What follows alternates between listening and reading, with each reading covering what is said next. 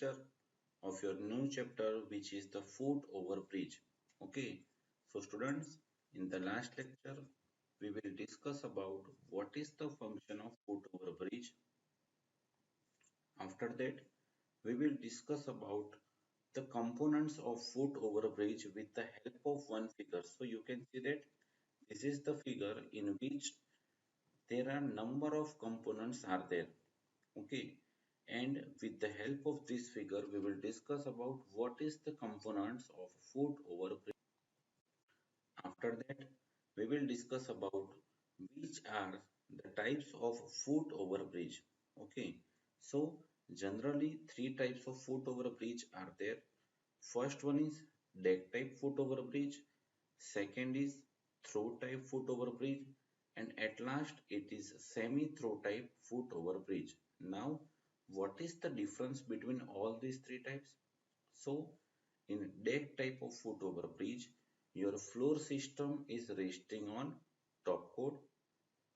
On through type of foot over bridge, your floor system is resting on bottom chord, and on semi-through type, your floor system is lies between on top chord and bottom chord. Okay, after that we will discuss about types of trusses, in which there are number of types of trusses which is already discussed in your mechanics of solids. So you can see that it is Warren type, Hoare type, Pratt type, parabolic truss, triple Whipple truss, K-type truss. Okay, so all these types of trusses are there, but in your syllabus, mostly two types of truss arrangement is in your Atul Prakashan book. First one is N type of lattice girder bridge, and second one is Warren type of lattice girder bridge. So you can see that in this figure, this is your Warren type of lattice girder bridge. Okay, after that, in the last lecture, we will discuss about applications of foot over bridge, in which we are discussed that there are five applications. Okay, five applications means foot over bridge is used in five places. Okay, and after that we will discuss about design step of foot over bridge. Okay, so now we are moving further to our example number one, which is for N type of lattice girder bridge. Okay, so the question is design a steel foot over bridge for the following data. Span of bridge is 24 meter. It means your total span of bridge is 24 meter. Width of walkway. Now this width of walkway is visible when you are showing your foot over bridge from the top view, and this top view is your plan view. Okay, so your width of walkway is 4 meters. Next is flooring. So it is already discussed that this is your floor system, and in floor system it is clearly mentioned that flooring is equal to 110 mm RCC thick slab. Okay, next is floor finish, which is equal to 0.75 kilonewton per meter square. Next one is live load, which is equal to 5 kilonewton per meter square. After that, it is clearly mentioned that in this question that use N type of lattice girder. Okay, and you can see that this is your reference figure in which the letter N from your ABCD, this letter N is visible. That's why this type of lattice girder bridge is called as N type of lattice girder bridge. Okay. Next is assume suitable data if necessary, and take E is equal to 250 megapascal. It means now in steel structure, capital E doesn't mean this is modulus of elasticity. But for steel structure, this E is your Fy. Fy means yield strength of steel member. Okay. So you all know that your value of Fy is equal to 250 megapascal, and Fe is equal to, Fe means Fu, ultimate strength of the steel component, which is equal to 410 megapascal. Okay, so students, this is the data given in the question. Now, as per discussed in the last lecture, that your first step is your geometry of the truss. Okay, now this geometry of truss is also called as configuration of truss members. It means all the specifications and all the dimensions, and this foot over bridge is your trial and error method. Okay, but for a GTO point of view, you have to design it for maximum capacity. Okay, so now your step number one is geometry of lattice girder, in which you can see that this is your height of vertical member. So generally, this height of vertical member is assumed in the range of span divided by 12 to span divided by 8. Now, in this question, you can see that what is the value of span? So it is 24 meter. Now, if we are putting the equation span divided by 12, then it is equal to 2. Okay, 24 divided by 2, sorry, 24 divided by 12, which is equal to 2. It means the height of vertical member is 2 meter, but 2 meter, which is approximate 6 feet, and you all know that our height is approximate in the range of 5 to 6 feet. Okay, now this foot over bridge is applicable for a particular railway station. Then you all know that the coolie takes our luggage on their head. Okay, and that's why his projection is increased. Okay, then this 2 meter is not applicable and not good enough for the design. Okay, so that's why you have to make your in your mind that whenever you have to design, your height of vertical member is in the range of 2.5 to 3 meter. Okay, now you can see that in this example we will take our height of vertical member is equal to span by 8. Okay, so now what is the value of span? So it is 24. So 24 divided by 8, so which is equal to 3 meter. Now this value is 3 meter. Now this is your panel. This whole structure is called as one panel. Okay, so if this is your panel, then this length is also assumed as this length. Okay, so if this is your 3 meter, then this value is also 3 meter. It means the length of panel is equal to 3 meter. If we have this value, height of vertical member, this is length of panel, then this is your diagonal member.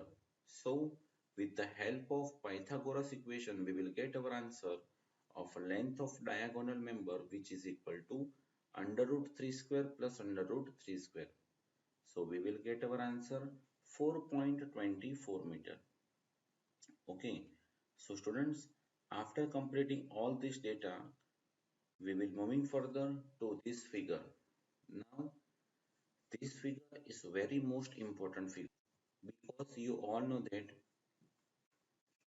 this is your foot over bridge, and this foot over bridge, all the components is resting on this component, which is cross beam. Okay, so this is your elevation, and if we are seeing this figure from elevation side, the ahead portion, okay, the front portion is visible. Okay, back portion is not visible.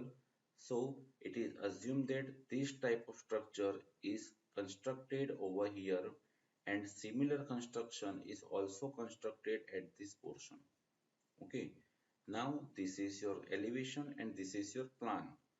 Now if we are trying to see our foot over bridge from plan point of view, then we are visible two values.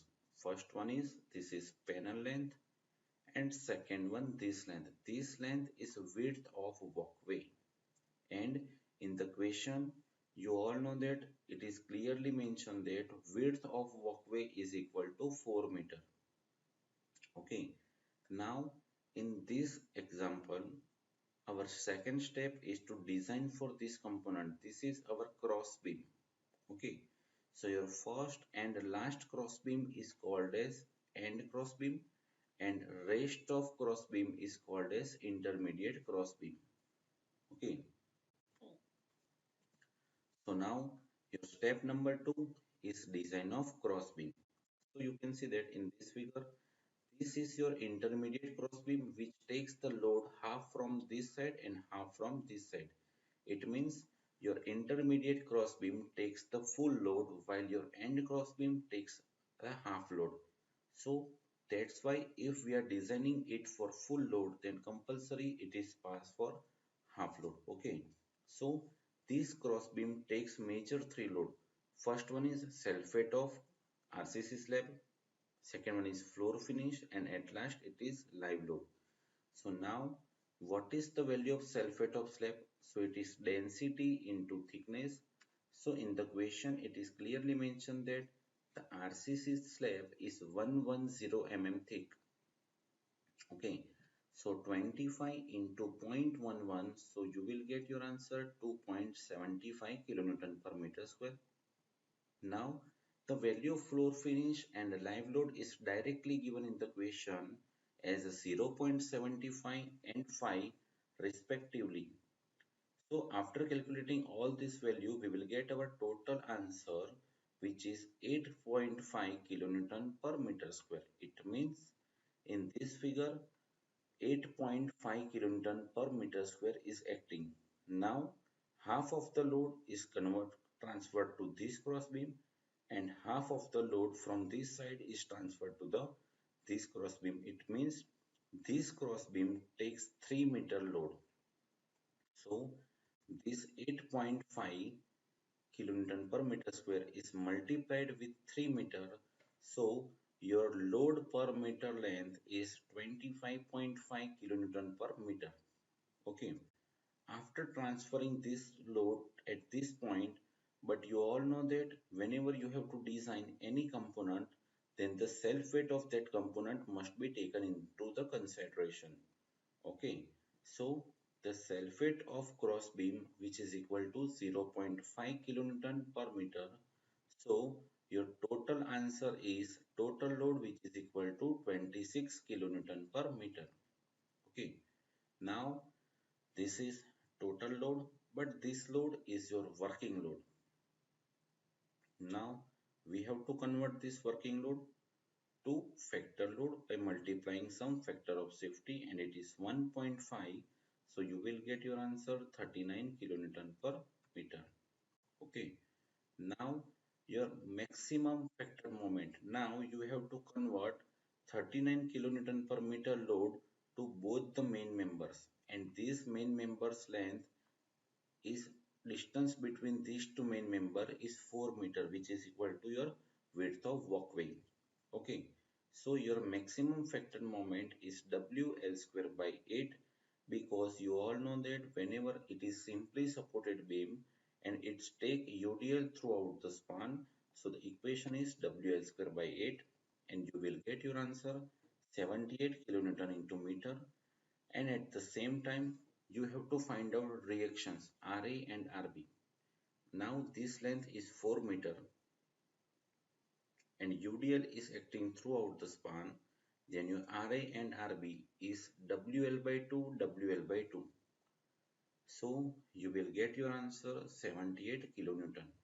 Now this is the very most important term, that in your semester 6 ESD, Elementary Structural Design in Steel portion, there is two chapters, design of tension member and design of compression member, in which whenever you have to design any section, then you have to consider one value which is equal to AE, effective area of any section. If you are providing the larger value than the required, then you have to pass that component and you have to design that component. Okay, but in this semester, whenever you have to design any component, then you have to design it for Z value. Okay, Z means required plastic section modulus, and you all know that what is the value of factor of safety for plastic, what? So it is 1.7. But this your plastic moment is equal to 78, and this 78 is having the factor of safety which is equal to 1.5. Okay, that's why your ZP equation is equal to MP into gamma m0 divided by Fi. So after putting all this value, you will get your answer 343.20 cm cube. It means in the next lecture we will discuss and we have to provide it the value of Z greater than 343.20 cm cube and discuss and check for the design of cross beam. Okay, so students, this is the end of today's session. Thank you.